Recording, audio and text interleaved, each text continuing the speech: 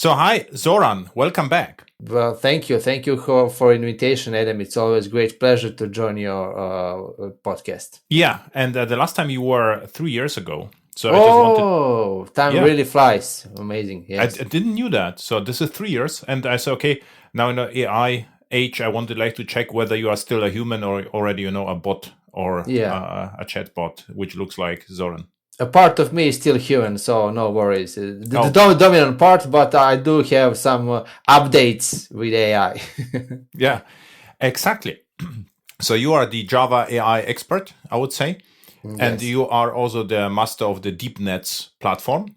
Yes. With also available community edition with the famous application Duke Not Duke, right? Where Yes. And hot dog, not hot dog. a hot dog. Okay, the hot Yeah. dog was a new one. I just only knew the Duke. Yeah. Okay, great. So maybe first updates. What happened with DeepNetts in the last years? Well, I think we have made some really big steps with DeepNetts from starting this initial hello world examples with Duke Not Duke. There is some more serious application in the meantime. For example, University of Minnesota has used DeepNetts to test drugs, so laboratory for experimental chemistry, and they have a drug testing process, and it was existing Java application, and they have used DeepNetts to really significantly shorten the time and save chemicals and improve that process. So that is one really important application. One question here. So this in Minnesota, it was a full stack Java, right? No. Yeah. Yes. No Python involved. No Python. No. 100% snake free. Yes. Okay. Yes. And because can you talk about the process? Because I'm really interested. So they had to know if you can share it. How it works, so from training to production. So it's just the basic steps. So the Java enthusiasts know what happened.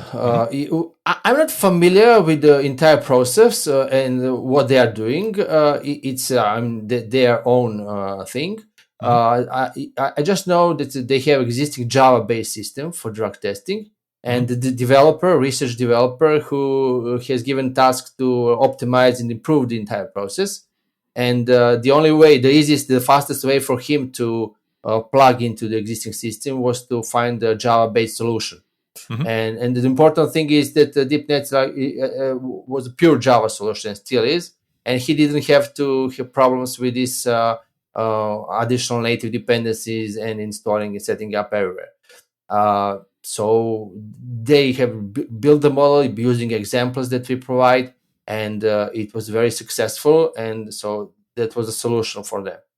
But they trained also your model, right? Yes, they also trained the model. Yes, of course. They have their own data produced by the drug testing process, and somehow they just optimize, find the combinations. My understanding is to find combinations that work and properties that work, that make sense, and those that don't make sense. Yeah, but they did some. So they trained your model, and the output of the training is a jar, right? Yes.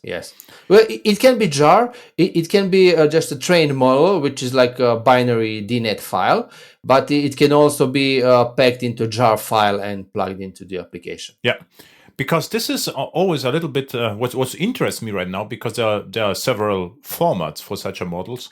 For large language, there's this Onyx. I don't know whether you heard about this. Yes, of course. Onyx is a standard that tries to unify the different formats of models that exist out there. So they're trying to unify it to come to the one specification for the model. So you can load the model regardless of which library for deep learning you're using under the hood. And DeepNetts could be also serialized as Onyx, or? At the moment, we don't have support for Onyx, but it is possible. We could create that. We did have some experiments, but we did not have requirements and specific use case. So technically, it is possible, but at the moment, it is on our to-do list. But we are not going to do it before there is a real use case and specific requirement. And I would like to mention just one more, which is even bigger application that is ongoing. Wait a second, just the applications. I'm more interested in the applications, but the serialization of the jar. So you said you can have a jar or you can have a DNet. You said, right? This is like Yes. your what is it? Is it like your format or? Yeah, it is our format. It's just serial. You have instance of neural network, and you just serialize that network to a file. Okay. And you can do things like the typical things that Python world is doing. You have one file that specifies the network architecture, like something like JSON file, and the other file which contains saved weights, so internal parameters which are trained. So and the saved weights is actually what they did in Minnesota, I guess, right? They trained it and they get the weights, and then you can load it later. Yes. So it means in the process you're defining the architecture with JSON. Then you get the weights, and then you can package it in a jar, everything, and load it to your application, and then it is just regular application. Yeah, for me, you could just call a method, and it decides yes or no or whatever, right? Yes.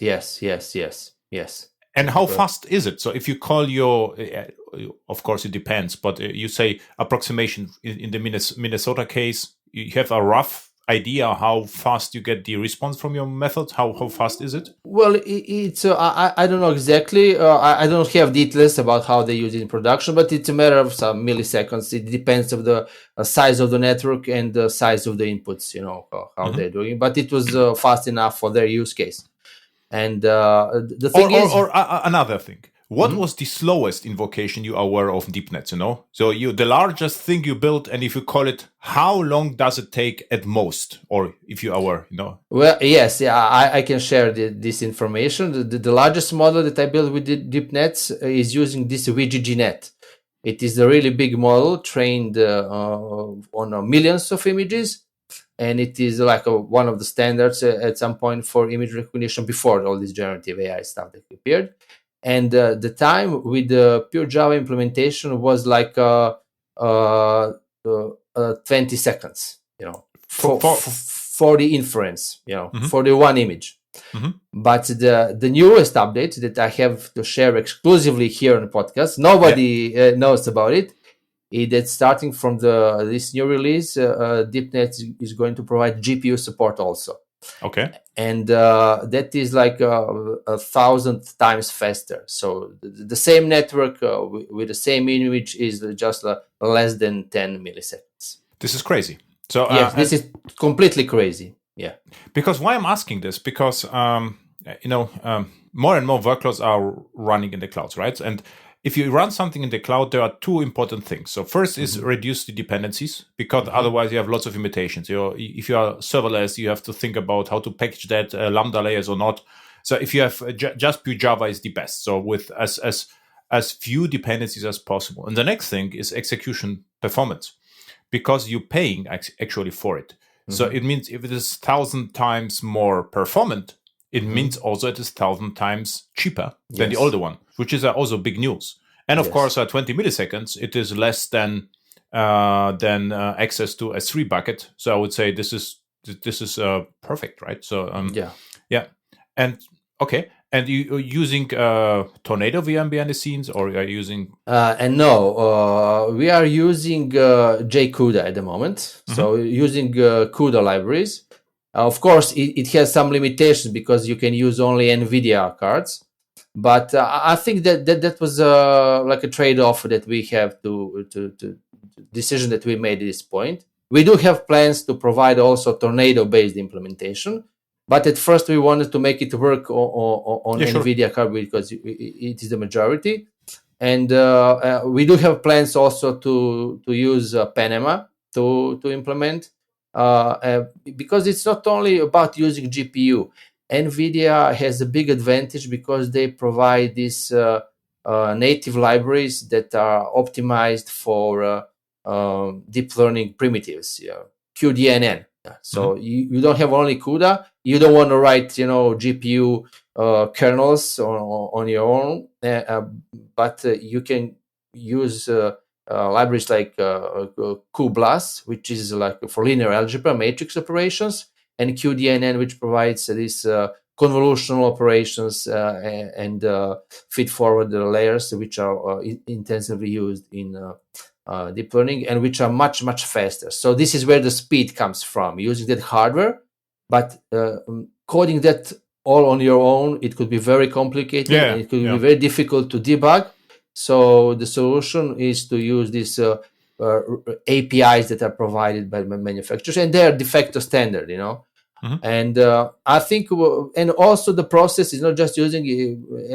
Probably you're familiar when you want to use GPU. Here you have to move the variables from the CPU memory, from main memory to the GPU to calculate, and then move back to Java memory. And the whole process can be very low level and tedious, for developers. I think we have greatly simplified that, and the key is to optimize the whole process of moving, sending data for processing, calculating, and moving back. And I think that we have created a pretty good model and extensible, so it can be implemented now using any other techniques like Tornado or Panama or whatever. Now, once we have this working, and just to say, at the moment we do have only inference on GPU, but we are working to implement also the training part on the GPU. That's the thing that we are working at the moment. Yeah, and the inference means you use the actual use of the model, right? And the training is the how the jar is created. Exactly. Yes.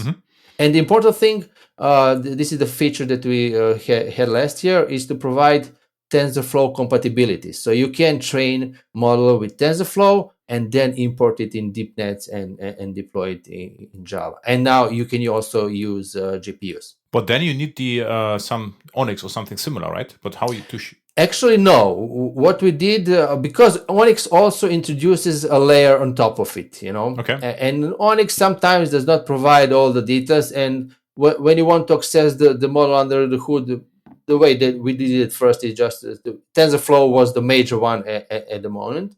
Now it's PyTorch, maybe more with all these models created with PyTorch lately. But Onyx might be the solution. We'll investigate it. We definitely want to support PyTorch also.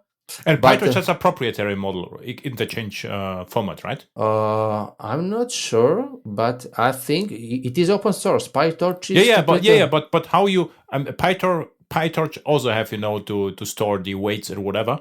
And this is the PyTorch format. It's not Onyx, it's a PyTorch format. And this is what you understand, right? Yes, of course. But the way we did it with TensorFlow, I mean, if you can access the weights of the model, you can just export them. Like we export them into the CSV file and then just import them into the DeepNetts. But this is my next question, because what I'm interested in, how it looks like inside such a model. So it is like, this is like a standardized format. It has to be. And I always wanted to ask, how you load the model to Java. This was the actual question. So I say, like, Onyx is like a abstraction of all the models, but if you have a specific model, the data is there. There's an encoding binary model or whatever, so it contains floats, I guess, right? So this is a matrix of floats, I guess, and then you have to know what's inside, and you have to load it to Java, right? Yes.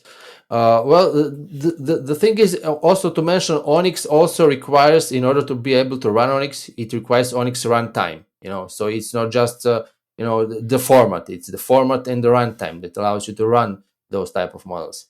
And the way I load it in Java is to load them into the DeepNetts. And once I load all the weights into the DeepNetts, then it is basically a Java class. It's the Java But you object. could do this with Onyx as well. You could start the runtime and export it somehow, and then to something which is understandable for pure Java, right? Yes, of course. Well, it all depends of the specific use case. What do you have available, and what do you want to do? What dependencies and limitations you have in your application and use case. For example, you mentioned the cloud, and one of the use cases that is also important for us. We learned a lot. It is being used. DeepNetts is also being used by Jefferson Lab. That's a U.S. national accelerator, and they are doing research accelerating particles and examining the structure of the protons. So it's really advanced physics. And they are running big, really huge experiments with huge amounts of data per second. A friend of mine who is a physicist explained me that they are trying to, just my understanding of it, I'm not an expert on that, they are running billions of experiments and trying to record patterns, how the particles behave once they hit the core of the It's similar atom. to CERN, right? Yes. And the thing is that they are running it in this distributed environment. So they have 1,000 of nodes, and they don't have access, they don't know on which nodes the experiment will be executed, and they cannot install anything. They just get they push the task to the cluster, and they get the results. So also the Python, I asked them specifically about is the Python option for you? So no, we cannot install anything. We don't know on which nodes it is going to be executed, and that's the really important use case for DeepNetts, because we learned that the major strength is in these distributed environments where they run workloads on thousands of servers. Also, for them, public cloud is also not an option, because they have their own infrastructure, they have their own security and procedures how they do it, and they have lots of teams that are doing different things. So yes, you can say they could potentially do it in this way or that way, but once they actually start doing it, they face a number of technical and organizational limitations, which makes it impossible. And the only way to do is to have, as you said, a Java-based solution, pure Java-based solution, and deploy it in a distributed environment. This was the second example you want to yes. talk about. Yes. That's interesting. Yes. And what they are training on what's the output is. So what we would like to find out with DeepNetts. So how the method looks like, because this is an interesting part. So there is a Java abstraction of your model. And this is usually a Java method. What's in and what comes out. Do you have an idea what they are doing? Well, whenever you're working with neural networks, you have tensors, vectors that are going arrays. Basically, if we are Java people, you feed arrays of floats, and you get arrays of floats as an output. So the main thing is, how do I going to encode your problem in the terms of arrays, and how you're going to interpret those arrays that you are getting as a result. The result is most often a probability, some kind of probability, and typically the most common use case is using a classification. So this is this type of particle, of this is this type. You have few types of particles. So hot dog, right? Whether the proton looks like hot dog or not like a hot dog. Exactly, yes. Exactly. With few more possible states and outputs. So, what would be really, I think, interesting is to provide to the community just ideas of the methods of the abstractions. You say, okay, this comes in an image, and this is the probability an enum comes out. And in the implementation, this is what you said, that there is, the array of float, like the tensors come in and tensors come out. But, the final method is really interesting, because you can imagine what's actually happening. So in the drug scenario, I can imagine that they put some I don't know, chemicals or whatever, and they get back whether it is compatible or not compatible. In this particular case of protons, something else. So the use cases are interesting. And then how the high level method is translated to DeepNetts lower level, like a DAOs. In typical Java applications, what you are talking about is JDBC, right? I can say, okay, we're accessing the database, but what you get back is result set. So it's okay, fine. But the question is how the repository method looks like, the DAO. This will like get customer. So okay, they get customer is the ID, and then something happens in the JDBC, and that is marshaled, and the entire process. This is interesting what happens behind the scenes. So in order to simplify the entire process, because there's also the problem that we saw as a Java developer, we don't want to be working with huge arrays and understanding these dimensions and everything. So the solution for that is this JSR 381, this Java standard API for machine learning. It provides implementation for the image recognition, but it also provides some generic interfaces for classification types of problems. So basically, if you want to classify drugs, or want to classify particles, or want to classify customers, you have to implement a classifier that has a generic as a particle or drug or customer, as a field, as a parameter. So, and as the output, it provides, it can be a number of probabilities, but more often you want to say maybe it can be enums. If you, give each class an enum value, or it can be integer. In Python world, most often is used integers, but using enums is something, or even strings. Maybe if there's like hundreds or thousands of classes. So that's how the Java developer or application developer in general should use, how he sees, how he interacts, and how he uses the underlying model. If your question, what is the method? So what's going behind the scenes in a neural network? So basically, it is like a more technical and deeper discussion, but basically, the network has a specific structure, like layers, like a list of layers, and each layer performs some kind of processing, which is a kind of transformation. It is scaling data, or it is rotating data, it is moving data around. It is trying to find, to simplify the data and try to map specific structures from on input, patterns in input, to available outputs. So let's say two classes, to figure out which features, which patterns are typical for which types of categories. Yeah, we covered this in the last podcast, actually, what happens inside DeepNetts. It was just interesting to know if you have some, you are working with a scientist, and they think about, how to train the model, whatever, and then you get back the ready-to-use model, and you can use this via DeepNetts. And in the DeepNetts case, you get a low-level method, right? What I explained with the floats. And then you have to think about, how to wrap the method. So, and if you have the nice wrapper, you have the use case basically, right? So this is it doesn't matter whether a DeepNet is working behind the scenes or LLVM or whatever, or ChatGPT, doesn't matter, because this is the abstraction of your problem. And this is the interesting part. And why I'm so interested in the entire thing is because with the advent, of the ChatGPTs and the others and Claude, there is some pressure on enterprise project in order to provide AI-like capabilities, because everyone would like to have something to do with AI. And what usually happened, the scientists did something with Python, and if they do something with Python, now the question is how we integrate the entire stuff with Java, because whatever I do, for instance, is Java, and this is why I'm so interested in the integration between Java and AI.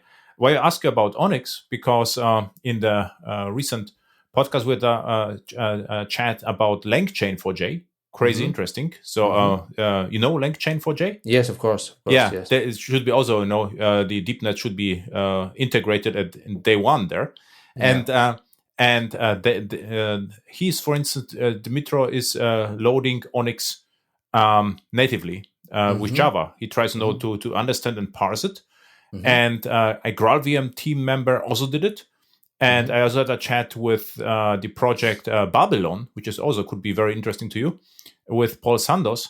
And they also try to run Java on tensors. So what means is, this is like the perfect storm for Java right now as AI, because it is fast and we get tighter and tighter integration with the actual models. So what means is you could train the model with Python or whatever, the scientists would like to do, and we get the weights back. In your case, you can create CSV or whatever you would like to create, but you can load in native Java applications, which run natively, right? And if you would like the acceleration, then it doesn't matter, because this Java model has to be somehow translated to a GPU programming model, because everything happens in hardware, right?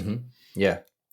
And you asked me about public and private cloud. So even public cloud can be private. So it means lots of my clients are working in public clouds which are not visible from outside. So they are on AWS or Azure, but there is no way to access the application. And in public cloud, for instance, in my case, I always use Quarkus, because it starts very fast, and this is micro profile, and this is compatible with actually all my applications. And you could absolutely create a serverless Lambda application based with micro profile and use DeepNetts behind the scenes. And Lambdas even supports file systems, which can be larger. So you can put the model there.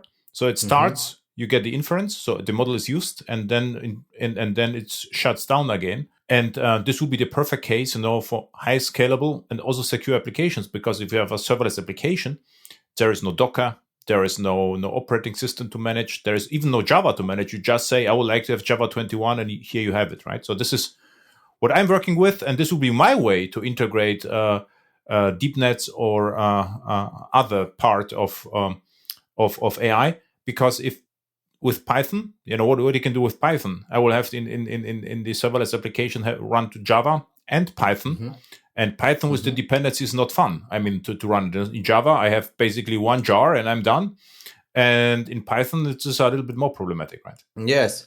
Well, it really depends of the application and the amount of data that you are working with, that you need for inference, because there's not much point into just doing one calculation and shutting it down, I think that is a real technical problem if you want to like a server-like application, and you don't want to, for each request, to put it or to send it to the GPU, because the overhead into moving the data to and from the GPU would to be too big, and just like handling as many packing, doing it in a batch mode, because the GPUs are fast when you're using GPU, gives you performance when you're doing things in a batch mode. So you create a tensor, like a batch of inference requests, and moving to the GPU, and then getting results back. And so there are so many technical details, but they are very use case dependent. Yeah, but it's a good point. So in this particular case, there will be also serverless with different model, but you will have to stick longer on the service. It's almost stateful, right? So you have to know that the work happens there, and you have to come back to the same GPU, to the same hardware over and over again. Yes. And so similar to the large language models, where they have conversation memory. So you have to remember what you did and send them back. And now we have to remember that we are talking to this particular GPU core, which could be solvable, right? The Lambda could be still stateless, but we are talking, to one GPU. You know what I mean? So stateless Lambdas, and they know to which GPU, because the GPU could run has to run on different hardware, and we only have to remember to which, like a session. We would need a session. It's okay, I remember, we come back here, and this could be even encoded in user token or whatever, right? So it could be solved. It could be even encoded in a tensor for request, like keeping one layer, one channel for a state or something like that for the conversation. So you are busy, right? So with yes. AI. Really. Yeah, are there more requests than 3 years ago, or? Well, there are many small projects that we are trying to now working with some company to figure out this automation of the logistics for the warehouses and things like that. People trying different things, but I think these two are the major implementations that were successful, and they are presented. There are blog posts on our website that describes them in more details, of course, what they could share. And this Jefferson Lab experiment was even implemented with the Community Edition. So it is even in Community Edition, DeepNetts is pretty good solution for pure Java. It is slower than when it runs on the GPU, but it can be a good solution for some use cases. So GPU and huge amounts of data might not for every use case. You don't need everything for that use case. And I think DeepNet is perfect for those types of use cases at the moment. But we are of course, working on keeping up to the more complex use cases and to provide more performance. Have you any experience with the Apple's M1, M2, and M3 chips? Because they are used a lot for as a cheaper alternative to NVIDIA for machine learning. Because it could be interesting to know how Java behaves on such machines. I don't, and it is a problem, because I just got the support request from users who downloaded this latest release, which is, by the way, not publicly promoted. So exclusively for your listeners, if you go to DeepNetts and register and download it, you'll get this 3.1 version, 3.1, which provides GPU support. But just to get the feedback that it reports some exceptions on Mac, so I'm assuming that they are using those chips, and I don't know. Are there? I think there is no support for CUDA and NVIDIA on Mac.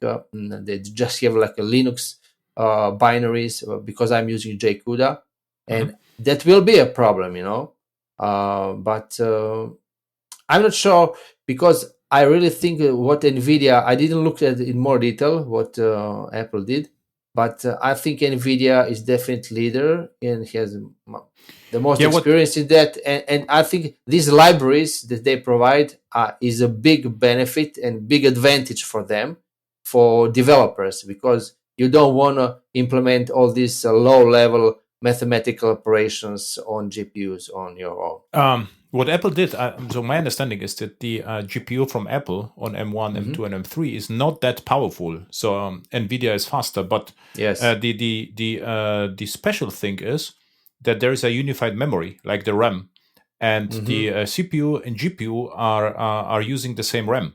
So this is the memory access is crazy fast, and I see. And this is the advantage why this is so fast. And I read some reports that if you're running on a laptop on Apple M3, was it? I think it was like 20 or 16% slower than a good NVIDIA GPU card, which is good enough, right?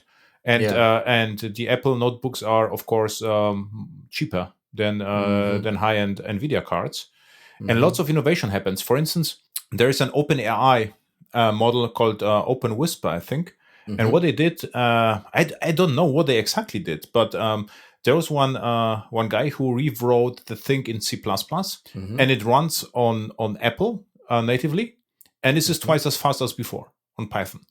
So so I'm really interested what they actually did, but there's more and more AI on Apple hardware because of costs. So this could be really interesting for you, but I don't think CUDA will work at all. But I also cannot tell you what to do to make it work. But I think not that much, right? I think that the it's we're interested to know what I actually did on Apple. You have a Metal is the interface to the GPU, and if you use it, then my understanding is it should work, right? But whether this is complicated or not, but I can tell you, maybe Apple becomes more and more important because the cloud providers also support Apple hardware more and more. The Mac Minis they're buying and they are running M3, and maybe there will be like clones or ARM-like architectures which look like Apple ones. So I think this could be the future because ARM is also very energy efficient, right? Yes, there are really a lot of efforts in creating like different chips for the AI. From the ARM and from AMD Intel, AMD. So they are looking into it, and they're creating pretty good chips. But the thing is, they don't have like a developer community. They have the developer tools. They don't have this kind of APIs which are well tested and adopted. So it's not just creating hardware. You have also to provide, these drivers and the entire programming model, and to create the people using them. So NVIDIA has a big advantage there, and they have really experience. They've been doing these graphic cards for a number of years, and they just switch and adopted to the AI, and they are different. The main difference I learned from this GTX conference is for graphics you need more precision, But for deep learning, you'll need less precision and you get more speed. So basically, these cards are, they have two lines of products, one for the graphics and one for the AI, which has less precision but more faster. And now from time to time they are providing these tensor cores, which are highly optimized for these deep learning operations. And here, I don't know with Mac, I really investigate that, but having an API to do deep learning is a big plus from my perspective for NVIDIA. And also, when it comes to the models, you can always optimize models for this communication with the GPU for specific type of model and for specific use case, But that does not mean that in general it will be faster for everything. It might, but it will be good to have some kind of a benchmark to say when it is faster and for what use cases. Just take a look what it is, and this is the Apple Silicon, and this is optimized via ARM Neon is the name of the framework. Accelerated framework and Core ML and Metal. Metal was this what accesses the GPUs on Apple. And 4-bit and 5-bit integer quantization support. This is what you said, that this may be less accurate but faster. This was the thing. But maybe you should look at this, because all Apple's newer one are M1, M2, and M3. There is no Intel anymore. And if it is energy efficient and speed, maybe additional business model, because I think it's getting more and more important. Yes, of course. We'll look at it. And I give you to the show notes of the show. This is Mr. Gerganov on GitHub. He did it with OpenWhisper. I put it in the chat, and he translated. So this runs natively on Apple. So a lot to do. Very great. Yes. So what means is now the version 3.1.3 comes with NVIDIA support, and it runs 1,000 times faster. Yes. 3.1.0. Sorry, 3.1.0. And the thing that I also wanted to mention is that having tools, to do it, to guide you through the process is very important from my perspective for developers. And so one addition of DeepNetts is not just provide the API and the model deep learning engine, but also like a environment which is familiar based on NetBeans, which guides to wizard user which is less experienced in building AI models to quickly get the first initial model learning running, and then also debugging and understanding model. I think that is the main problem at the moment. Once you create some model and you want to improve its accuracy, and you see something is not working as expected, if you don't have a deeper understanding, you usually get stuck. And the whole process of building to the testing and tweaking the model can be done much faster with these tools that we provide. And by the way, the entire platform is free to use for development. So you can use it to learn, to understand the basics of AI and deep learning, to see if it can work for a use case. And if it does, if you deploy it to production, then we offer also flexible licensing models. Yes, the entire debugging perspective and how long you have to train the model. So this is what you provide support with the Workbench. It's called? Yeah. It's called Visual AI Builder. A Visual AI Builder. Yes. And this is almost like PyTorch-like environment, right? We have a nice nicht PyTorch Jupyter notebook-like environment where Jupyter is more like text-based, but this is more visual. You see the diagrams.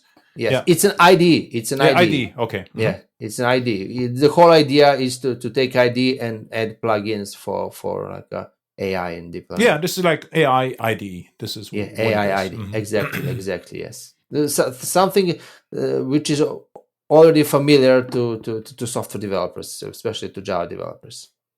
Okay, cool. So what we covered right now? We covered 2 use cases, the newest features of DeepNetts, and are you also interested in large language models? Mistral and Claude? Are you doing something in this direction, or? Yes, we are doing. We are looking into how to integrate it and how to support them.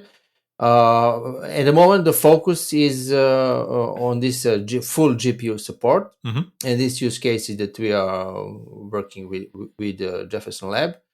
But as the next, it is still in the research phase. How do we fit in the entire large language models ecosystem?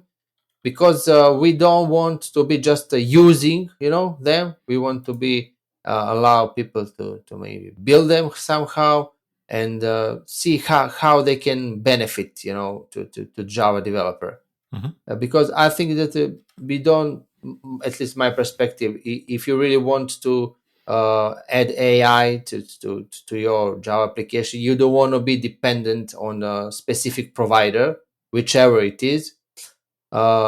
You want to build your own models and to integrate in your application. So you control them entirely, and of course you have to be able to evaluate them and to tweak them for the specific requirements and the use cases. Every company wants to do that, and of course there's like a safety and requirements. So you don't want to maybe put it outside and to control by another company. Have you the opportunity to take a look at the project Babylon? It's very new, Java's. Yes, I did. Yeah, I didn't look into too much details, so I might be wrong at the moment, this perspective, but it looks like too broad, Yes. They did, yeah. It looks like, yeah, we want to do the GPUs and we will some kind of language compile, I don't know.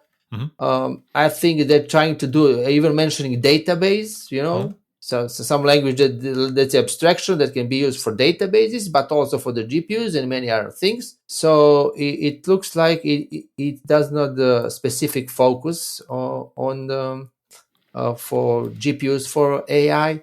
And I think at least what I need, it is not the way to go. It will be complicated, and it will, for users who do want to use GPUs for AI, they really don't want to implement the low level details in some other language that then get translated to the GPUs and so on. But one part might be interesting for you. It's called code reflection. I put you there the link. Yes, I read. Yes, I read about it. Yeah, but the entire thing, you get from these native libraries from NVIDIA at the moment. Yeah.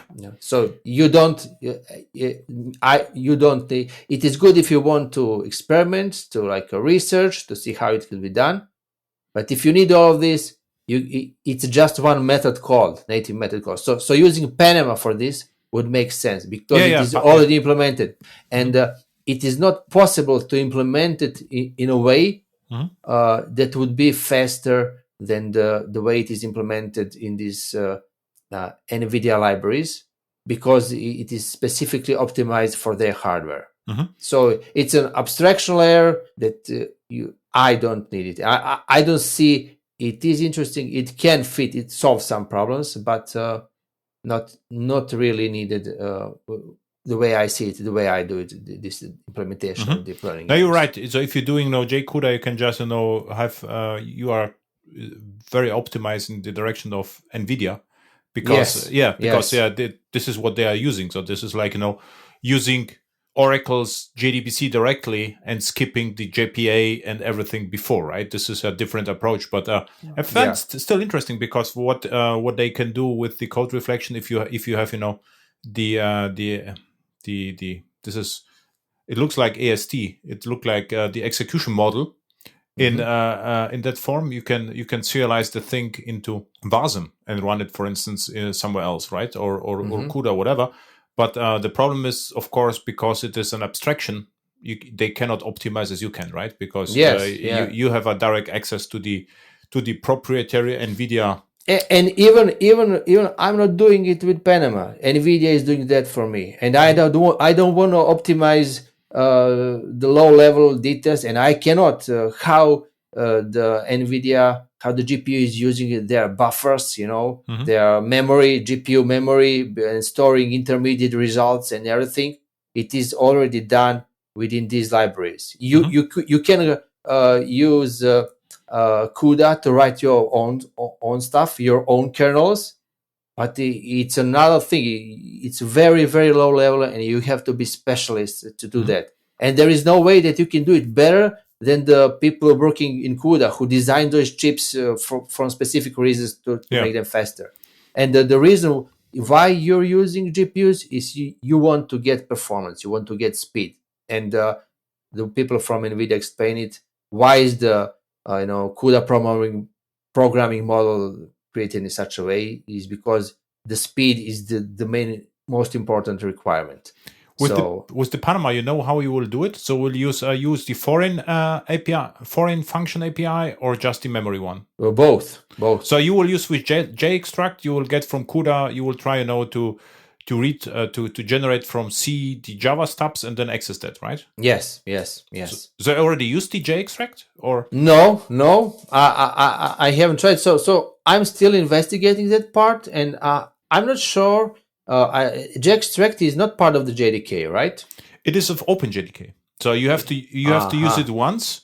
And what it does, if you have C or C++ code, it writes the Java stubs, which and with the Java stubs you can call the C methods. Basically, it's like a nice replacement of GNI. This is the I know at some point it was a separate project, not distributed. So starting, it was available on GitHub, but not part of the OpenJDK. Is it now part of the OpenJDK? I thought it was. It is JExtract JDK builds for Oracle, and it is a jdkjava.net at least.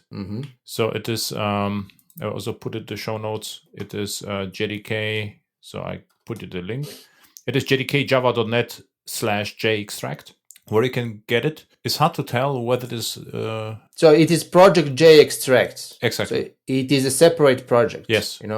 So it is not a part of the JDK. But you only need it once to generate, to generate the source code, and then you have it. Yes, but when you want to deploy it to different platforms, what happens? How do you? Wait a sec.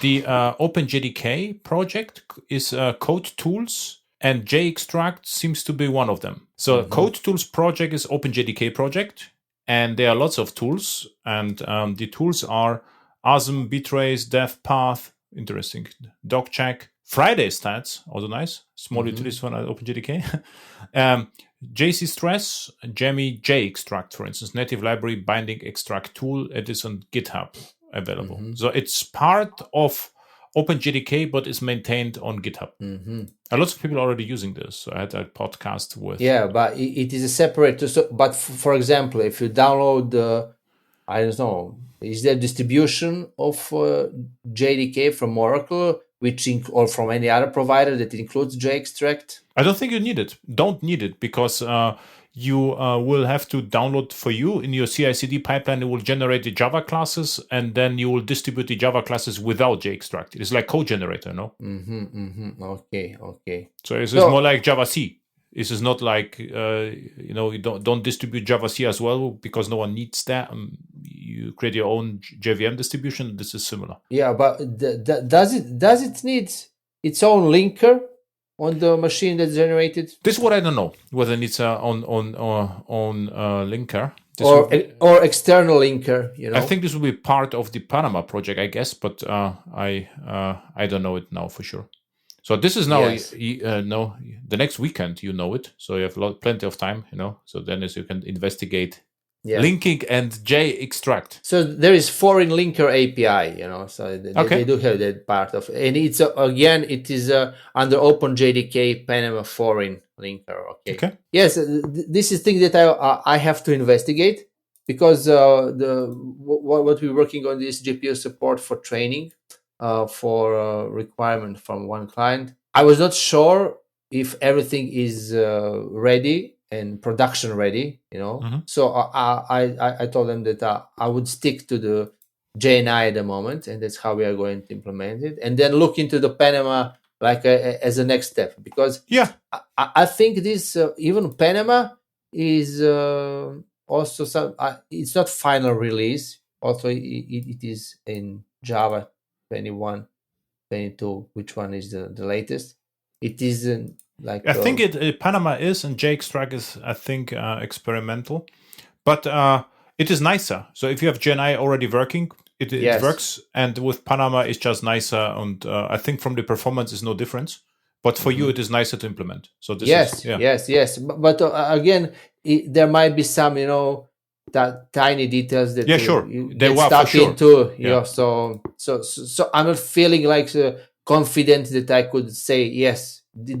I could definitely implement it because I'm not sure what I'm going to run into it and to put it in production at the moment. But definitely something that what I plan to do like in a near future, which means during this year. Until next podcast, you sooner than that. I hope. Yeah, cool. We covered, I think, all the updates, right? Yes. And I'm happy that really Java is stronger than ever somehow. Also, Java 21 or 22 great releases, crazy productive, and now with the AI stuff, seamless integration. Also with your idea, what I like is the CSV export and re-import to Java. Actually, that you get a full stack Java AI. This is full stack Java. Yes, yeah. Very, very, very nice. I have to write that down. Full stack Java. Okay, perfect. Yeah. Thank you. And where people can find you, where can they get your DeepNetts platform? And well, deepnets.com, and also on Twitter, DeepNetts and Zsevarak. Okay. Yeah. Then thank you a lot, and see you next time. Thank you very much for this, and I prepare more exciting stuff for the next time. Perfect.